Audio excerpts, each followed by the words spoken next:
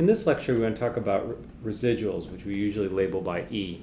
Our residuals are defined as y minus y hat, where our y hat is the hat matrix times y, where the hat matrix is defined as x, x transpose x inverse x transpose.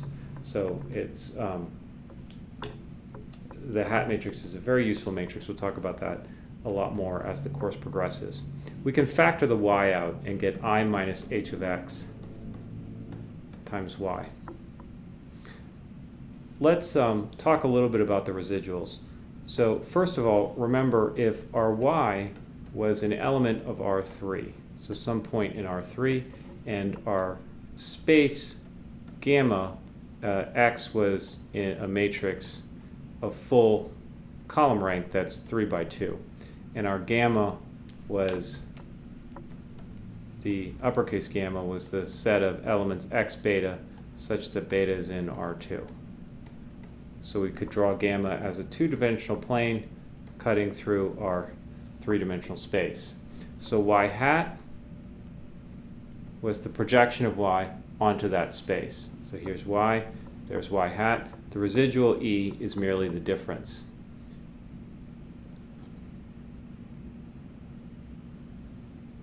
So you can see, I didn't maybe draw this the best. Let me see if I can get a better version of it. This is E. So you can see that E, if we move it around, E should be orthogonal to every other point in gamma. In other words, that E should be orthogonal to any point that's a linear combination of the columns of x. We can see that very clearly because if we take E transpose times some point that's a linear combination of the columns of x, so x times lowercase gamma, where gamma is any element of R2, okay?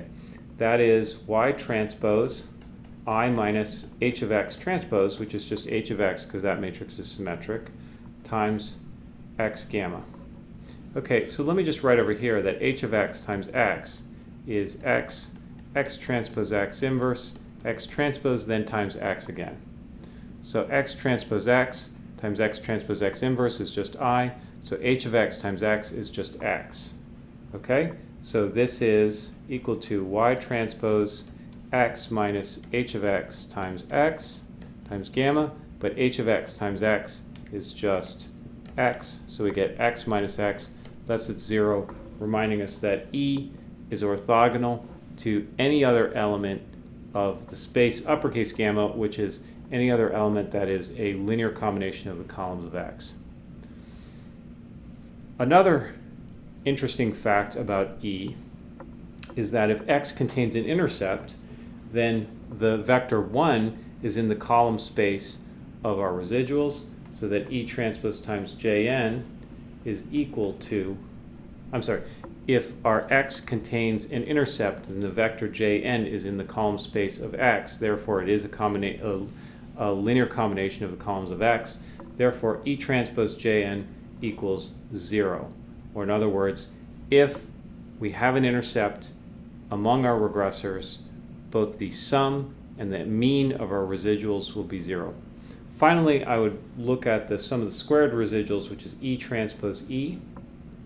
That is going to be y transpose I minus h of x, I minus h of x times y.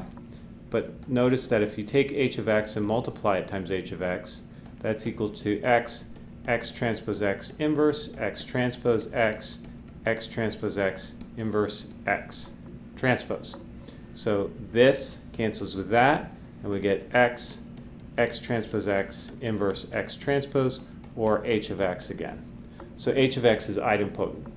Okay, so if we were to multiply this out, we get y transpose I minus h of x so that's the I times the I gives us this I right here. H of x times I gives us that one right here. This I times that h of x gives us another minus h of x. And then h of x times h of x gives us one more h of x. So we have minus h of x plus h of x. So we could just write all this as minus h of x. And so we see that this matrix itself, I minus h of x, I minus the hat matrix is also idempotent.